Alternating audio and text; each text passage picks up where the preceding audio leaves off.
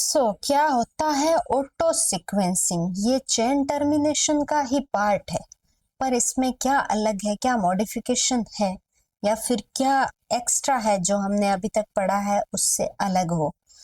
Standard Sanger method यानी कि जो नॉर्मल सेंगर मेथड था उसका स्टैंडर्डाइजेशन हुआ है, यहाँ पे उसको और मॉडिफाई और अच्छा किया गया है। यूजेस यहाँ पे यूज किया जाता है रेडियो एक्टिव लेबलिंग, वहां पर भी कर रहे थे।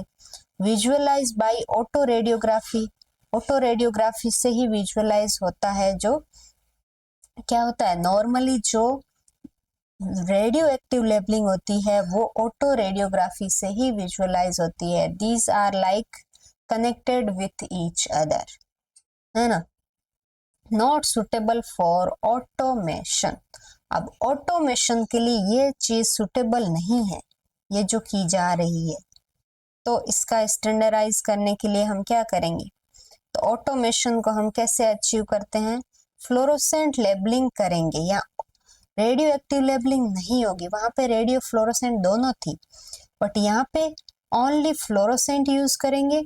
वहां पे क्या कर रहे थे हम? या तो प्राइमर को टेक कर रहे थे, या फिर जो डीएनटीपीज थे उसको टैग कर रहे थे, या फिर लेबल कर रहे थे फ्लोरोसेंट या फिर रेडियो लेबलिंग के साथ।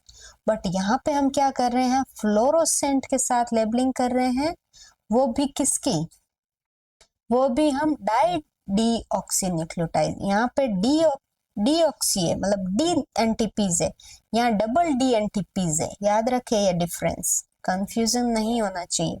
जो हम स्पेशल यूज कर रहे थे सिंगल सिंगल हर एक एक्सपेरिमेंट के लिए, एनालॉग था किसी ना किसी न्यूक्लियोटाइड का, वो वाला चीज को हम यहाँ पे लेबलिंग करेंगे ऑटोनॉमस सीक्वेंसिंग के अंदर।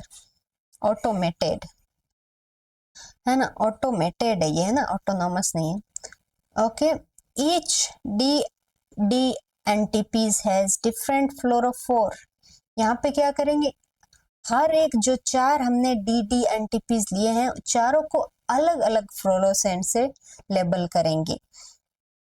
तो अलग अलग कर रहे हैं, तो इसको मान ले हमने किया ये ब्राउन से, साइटोसिन को कर देंगे पिंक से, और ग्वानिन को कर दिया रेड से, और थाइमिन को कर दिया हमने येलो से। तो अब क्या होगी? ये चारों अलग अलग फ्लोरोसेंट डाई से लेबल हो गई। तो इस तरह से लेबलिंग करेंगे। Then 4 reaction combine into single tube. अब अलग अलग लेबलिंग करने के बाद हम क्या करेंगे? वो रिएक्शन जो चार हम अलग अलग ले रहे थे वो लेने की जरूरत नहीं है, चारों को एक के अंदर ही ट्रांसफर कर देंगे, एक ही रिएक्शन के अंदर परफॉर्म करवाएंगे। Labelled into single gel length, फिर उसको load into single gel length. जो अब इलेक्ट्रोफोरेसिस है उसके अंदर भी हम अब 4 लेन नहीं बनाएंगे अलग से, अब हम एक ही लेन के अंदर इस पूरे को डाल देंगे। अब एक में ही ये सब एक ही लेन में चलेगा, जो भी है सेपरेशन सारा। तो उससे क्या होगा? Detector discriminate between fluorophore. अब जो डिटेक्टर होगा, जैसे हमारी आईज से, तो आईज भी देख लेती है कि येलो कलर है, बट उसको अच्छे से सेपरेट आउट करने के लिए हम कोई भी डिटेक्टर यूज कर सकते हैं, मशीन यूज कर सकते हैं। वो फिर चारों को डिस्क्रिमिनेट करके अलग से रिप्रेजेंट कर देगा, और उसी टाइम कौन सा सीक्वेंस कहाँ पे है इस इलेक्ट्रोफोरेसिस जेल के अंदर, उसी टाइम बता दिया जाएगा बाय द डिटेक्टर। तो ये रियल टाइम सीक्वेंसिंग हो सकती है। रियल टाइम मतलब जब वो चीज हो रही है उसी टाइम पे, जब ये सेपरेशन हुआ उसी टाइम, जस्ट उसी टाइम पे ये रीडिंग्स बता देगा, और हम इसका प्रिंट आउट या फिर कंप्यूटर पे देख सकते हैं। Sequencing ladder formation. अब सीक्वेंसिंग ये था ऑटोमेटेड सीक्वेंसिंग। अब इसके अंदर एक लेडर फॉर्मेशन यानी कि सीडी नुमा आकृति बनेगी इस तरह से। तो ये इस तरह से बनेगा, तो ऐसे लगेगा ऊपर की तरफ जा रहा है कोई चीज, तो ये सीडी जैसा स्ट्रक्चर बनेगा।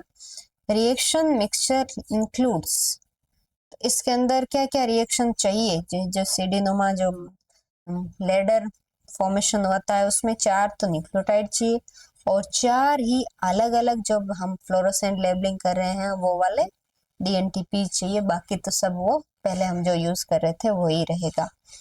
अब रैंडम इनकॉर्पोरेशन होगा इनका और फ्रेगमेंट अलग अलग बनाएंगे, जो अलग अलग उधर बना रहे थे उस तरह से यहाँ बनेगा, क्योंकि इसका तो जो फंक्शन है वही करेगा ये। Each one nucleotide longer than previous, और जब सेपरेशन होगा तो उसमें क्या होगा, हर एक न्यूक्लियोटाइड पहले वाले से क्या होगा, लंबा होगा। रीडिंग का जो है वो बॉटम से अपवर्ड की साइड है, तो हमारा हर एक सीक्वेंस जो है वो पहले वाले से बड़ा होगा, इस तरह से होगा। तो सेपरेशन प्रोड्यूस कलर्ड लेडर, और ये अलग अलग कलर के होंगे। यदि यहाँ पे थाइमीन की वजह से हुआ है तो इस कलर आ गया, ये भी थाइमीन की वजह से हुआ है तो इसका कलर भी ये आ गया, देन इसके बाद वाले का ये कलर आ गया, इसके बाद वाले का हमने ब्राउन मान लिया। तो इस तरह से हम क्या करेंगे, ये थाइमीन है, इसके बाद वाला भी थाइमीन है, इसके बाद वाला ये साइटोसिन है, इसके बाद वाला ये ग्वानिन है, और इसके बाद वाला यदि येलो है तो एडेनिन है, एडेनिन है, एडेनिन है। तो इस तरह से हम क्या करेंगे, सीक्वेंसिंग कर लेंगे। कितना सिंपल था, बस ये चीजें हैं। अब है सीक्वेंसिंग एंजाइम। अब एंजाइम कौन सा है जो सीक्वेंसिंग करवा रहे हैं भाई, नेचुरली अकरिंग पॉलीमरेज, जो हमने ऑलरेडी बोला है कि DNA polymerase not optimal, but यहाँ पे ये एक अच्छा ऑप्शन नहीं माना जा रहा है जो उसमें हम यूज कर रहे थे, है ना, नॉर्मल के अंदर।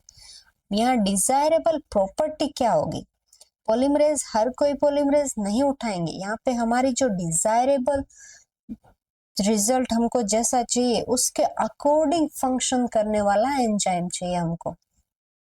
तो उसके अकॉर्डिंग क्या है, हाई प्रोसेसिविटी चाहिए हमको। डिजायरेबल प्रॉपर्टी क्या क्या होनी चाहिए उसके अंदर, प्रोसेसिविटी हाई होनी चाहिए, प्रोसेसिविटी हाई होनी चाहिए, देन थर्मोस्टेबिलिटी अच्छी होनी चाहिए। इनकॉर्पोरेशन ऑफ न्यूक्लियोटाइड का एनालॉगस भी करवाए, ऐसे नहीं कि वो सिर्फ अपने जो नेचुरली न्यूक्लियोटाइड है उन्हीं का एडिशन करवा रहे हो और हम जो हमारा जो एक्सपेरिमेंट के लिए हम जो यूज कर रहे हैं उसको तो इग्नोर कर रहा हो, ऐसा नहीं होना चाहिए।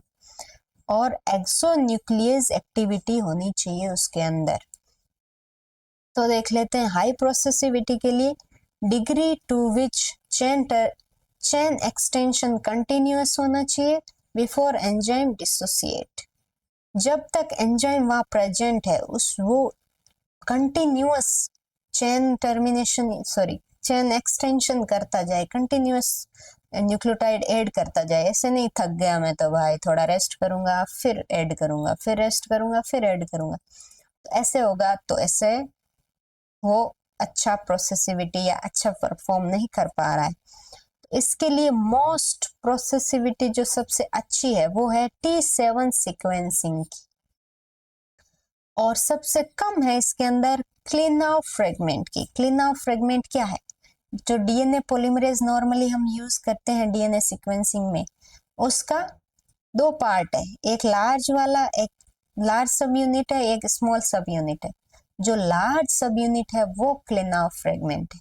लार्ज सब यूनिट में क्या होता है, एक तो होता है इसके अंदर 3 प्राइम से 5 प्राइम सिंथेसिस का एक्टिविटी, और दूसरा होता है 5 प्राइम से 3 प्राइम का, मैं गलत बता रही हूँ,